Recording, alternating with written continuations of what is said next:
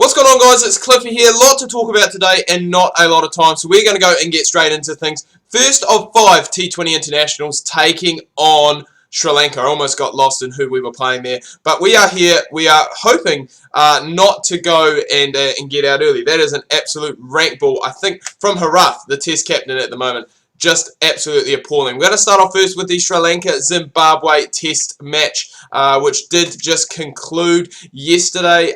Sri Lanka getting there in the end by 225 runs is what you would expect. Slightly understretched Sri Lankan side, but there were some good moments for Zimbabwe in this Test match. Obviously, Graham Creamer scoring his maiden one-day century. I did touch on that in my Career Reborn video the other day, but him obviously scoring 100, he took 4 for in the first innings, in the Sri Lankan first innings, 100 there, but in the end they just, I think, got it rolled for about 150 in their second innings. So a big win for Sri Lanka. Obviously, without those big guns, without Chandimal, without Matthews, still showing that they can go and get the job done. So well done to them for doing that. Next, we are going to move on to something, not sure if I touched on this on my latest Don Bradman video, but Bangladesh obviously beating England in a Test match. It is the first, well, it's not the first time that Bangladesh have won a Test by any stretch of the imagination, Cliffy, but it's the first time that that Bangladesh have won a Test against someone other than Zimbabwe in a wee while. So obviously, well done to them. You know, big plus for not only Bangladesh cricket but world cricket. And now that I am going through this, I believe I did touch on it. I think in Monday's video. So. It is obviously, as I said, very good that they did go and pick up that win, and we do congratulate them on that there. So that's a good first over. 13 coming from it, and we will move on from that. But yeah, Bangladesh, England just absolutely collapsing, and potentially there are some changes that are going to be made in their next game, but we will have to wait and see for that when it does happen. The other one I'm going to talk about is the West Indies-Pakistan game, which is going to be wrapping up tonight. I think it's either day 4 or day 5, I'm not 100% sure. But West Indies are on the brink of, I wouldn't say a historic win, but a good win by their standards against Pakistan over in Pakistan. They only require 39 runs with 5 wickets left in the bag. Craig Braithwaite, obviously the hero from the first innings, he is still in on 44 not out, and he'll be looking to carry his bat. I believe for the first time in his career in both innings, which it would be probably close to one of the first times in history that it has been done as well. I'm not 100% sure on that, but I can't imagine that it would have happened very often that a player, an opening batsman especially, has carried his bat in both the first and the second innings of a Test match. But another good over from us, Kulasakari going and getting a bit of stick, and we will definitely take that. But 30 off the first 2 overs, and that is a great start for Australia in this game here. But yeah, basically only needing 39 runs for the victory. I did touch on in Monday's video that would be nice if West Indies could somehow manage to try and get a victory in this game. That's a nice wee shot. I guess behind point, backward a point, that has gone and run away for 4. Something we're not really used to scoring. More of a guy who likes to play through the covers, but we will definitely take that. Move on to 26 as well. So that is some outstanding batting, and that's what we're getting so far. A lot just going through the covers at the moment, but we are picking up some good runs, which is what we want into this first of 5 T20 series against Sri Lanka. But I'm trying to think what I was talking about now. Another shot. That one's not timed as well, and you know what? We'll just settle for one. We'll just settle for one. But yeah, West Indies, obviously, it is good for them to go and get that win. It's big for them, just like it was big for Bangladesh to obviously beat England. It would be nice for West Indies to get there. I think, you know, West Indies are now starting to redevelop a little bit. They're getting back into their groove, I would say. Found, obviously, a good opening batsman in Braithwaite. They have also found, well, I mean, they've got a solid middle order, you'd have to say. Marlon Samuels is probably getting on a little bit, but Darren Bravo, we know how good he is. Blackford is another one who is, you know, a young and up-and-coming player for the West Indies, so it'll be good to see how he develops later on in his career.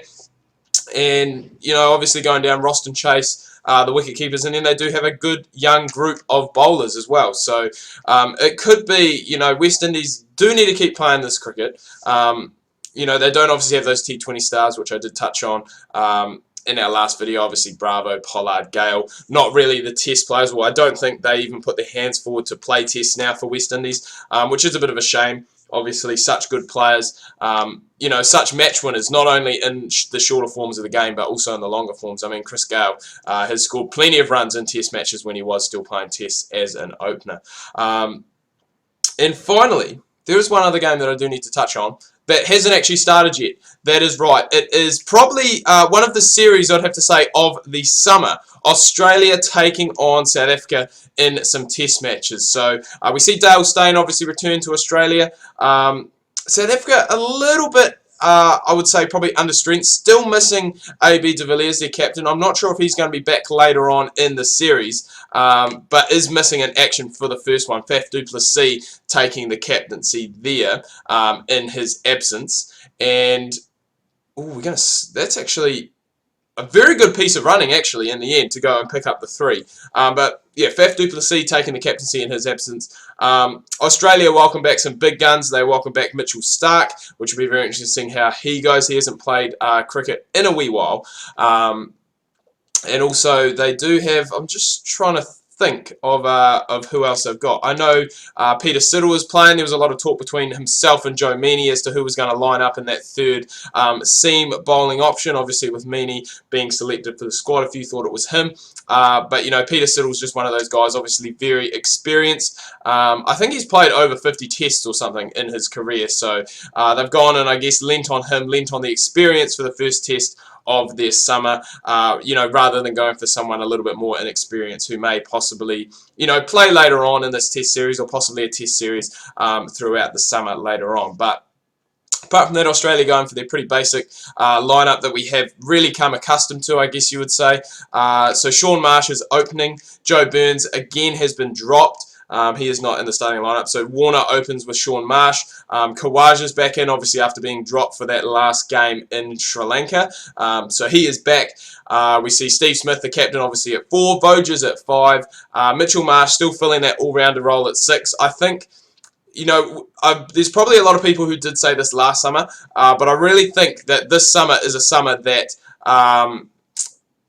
you know, I think Mitchell Marsh really does need to perform, not only with the ball, which he has done in the Test arena, but with the bat as well. And I'm just going to take a cheeky review on this one, because I do think I potentially got a little inside edge, or a little edge, and then the ball went onto the pad, but we will just have to wait and see.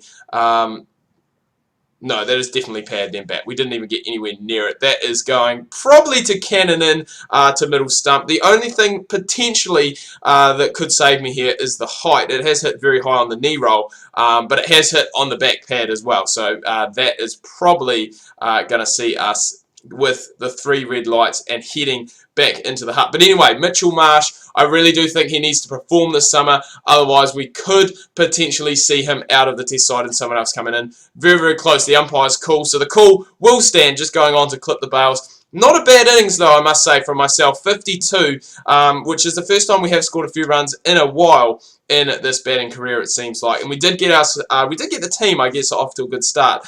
Nearing 100 after 10 overs, so I'm not 100% sure what we scored, but it's looking as though Sri Lanka have basically run away with this first game. Karunaratne, I believe, scored 100, which is always going to be hard, no matter what you have. If a player scores T20 in 100 in a T20 game, I should say, it is always going to be difficult to try and defend that total. And as we can see, 190 for 1, with still 7 balls left to spare. Karunaratne, 104 not out of 59 deliveries. He gets the man of the match as expected, and I'm going to wrap things up here, guys. Do hope you've enjoyed this video. If you have, please remember to leave a like. If you are new, please do subscribe. Make sure you check out my Facebook and Twitter. Links to that can be, oh my god, my words are all over the place today. They can be found down below in the description. I'm in holiday mode already. I am heading away tomorrow, but we do have videos for the next couple of days, and then we will be taking a slight break. I'm going to sign out now. Oh, see, I can't even talk. I can't even say now. This is your King Career Mode. Cliffy out.